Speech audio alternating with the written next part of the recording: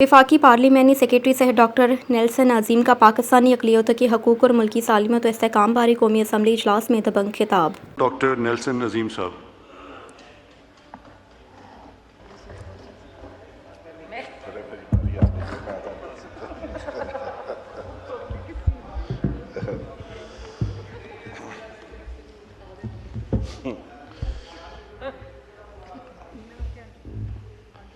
मैं शुक्रगुजार हूँ स्पीकर साहब, आपने मुझे मौका दिया कि मैं बजट पे 2026-2027 के बजट पे कोई बात करूँ, उसको डिस्कस करूँ। तो मैं इस मौके के लिए आपका शुक्रगुजार हूँ। इससे पहले कि मैं बजट की बात करूँ, मैं क्रिश्चियन कम्युनिटी की तरफ से जिनका मैं नुमाइंदा हूँ और मुस्लिम लीग नून ने मुझे उनका नुमाइंदा बना के इस हाउस में भेजा है, तो मैं उनकी तरफ से इस सारे वाक़या को, इस सारी कामयाबी को जो खुदा ने इस मुल्क को दी है, इस मुल्क की आवाम को मुबारकबाद पेश करता हूँ क्रिश्चियन कम्युनिटी की तरफ से। ये 78 साल में पहला मौका आया है कि पाकिस्तान का नाम पूरी दुनिया में इज़्ज़त और एहतराम के साथ लिया जा रहा है। पाकिस्तान ने वो फतह किया है जो पहले कभी ये मुमकिन नहीं था, और इसके लिए मैं मुबारकबाद पेश करता हूँ और शुक्रिया अदा करता हूँ उनकी सारी मेहनत, उनकी सारी लगन, उनकी सारी विजन के लिए, जिनमें मियाँ नवाज शरीफ की, मियाँ शहबाज शरीफ की जो प्राइम मिनिस्टर हैं पाकिस्तान के, और फील्ड मार्शल आसम मुनीर साहब के, और वज़ीर दाखिला मोहसिन नकवी साहब के, और डिप्टी प्राइम मिनिस्टर असाद डार साहब से, जिन्होंने दिनों रात शब रोज़ मेहनत की और ये साबित किया कि उनकी सफारतकारी जो है बाअसर है। मुश्किल हालात में मुश्किल पार्टीज़ के साथ उन्होंने नेगोशिएशन की, जिनमें यूएसए का, अमेरिका के प्रेसिडेंट डोनाल्ड ट्रंप थे, ईरान की एक बहादुर कौम के लीडर्स थे, इनके साथ नेगोशिएशन हुई। बड़े नशेबो अफराज आए, लेकिन उन्होंने मेहनत के साथ और ईमानदारी के साथ इसमें काम किया, और खुदा ने जो है वो कामयाबी दी, और पाकिस्तान का नाम बुलंद हुआ। जो 19 तारीख को जुमे को एक एग्रीमेंट हो रहा है परमानेंट जंग बंदी का ईरान और अमेरिका के दरमियान, और ये हम सब के लिए इज़्ज़त का बायस है। एक वक्त था कि यूएसए का प्रेसिडेंट पाकिस्तान के प्राइम मिनिस्टर का टेलीफोन नहीं सुनता था, और आज वो वक्त है, वो कामयाबी है कि अमेरिका का प्रेसिडेंट खुद प्राइम मिनिस्टर को टेलीफोन करता है, और दिन में कई बार करते हैं और डिस्कस करते हैं। ये हमारी कामयाबी है।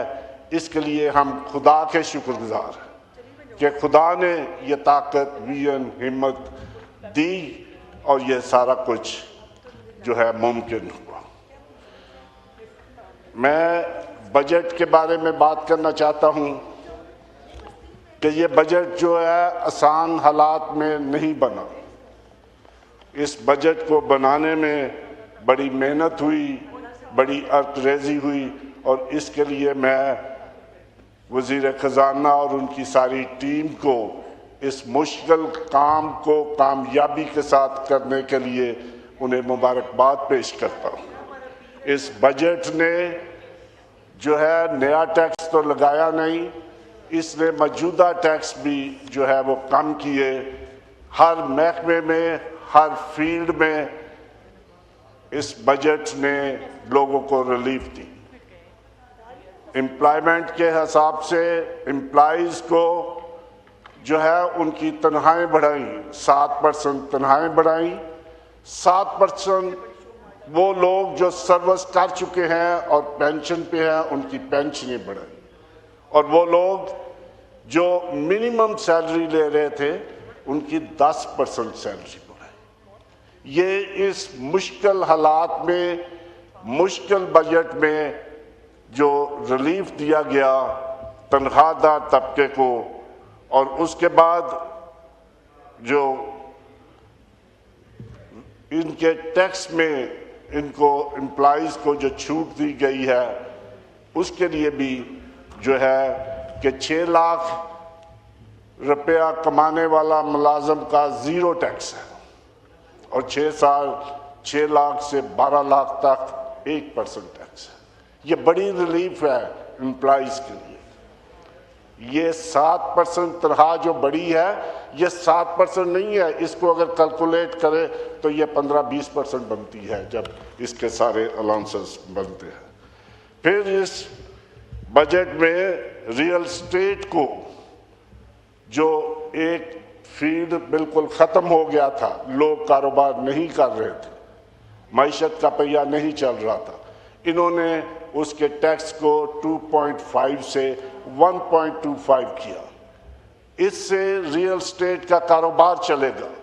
जब रियल एस्टेट का कारोबार चलेगा तो 12 इंडस्ट्रीज इसके साथ जुड़ी हुई हैं।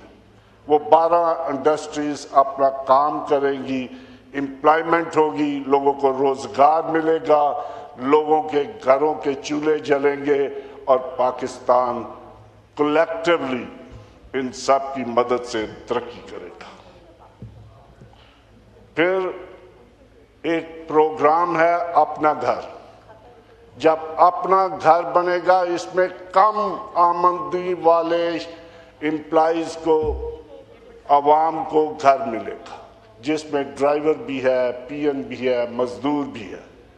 और मेरी यहाँ पर यह गुजारिश है अपनी कम्युनिटी के लिए, क्योंकि मैं उनका नुमाइंदा हूँ, मेरी कम्युनिटी इस क्राइटेरिया पर पूरी फिट आती है। इसलिए मेरी यहाँ पर गुजारिश ये है कि क्रिश्चियन कम्युनिटी को, माइनॉरिटीज़ को इसमें एक ख़ास कोटा मुकर्रर किया जाए ताकि वो इस स्कीम से, इस प्रोग्राम से मुस्तफ़ीज़ हो सके।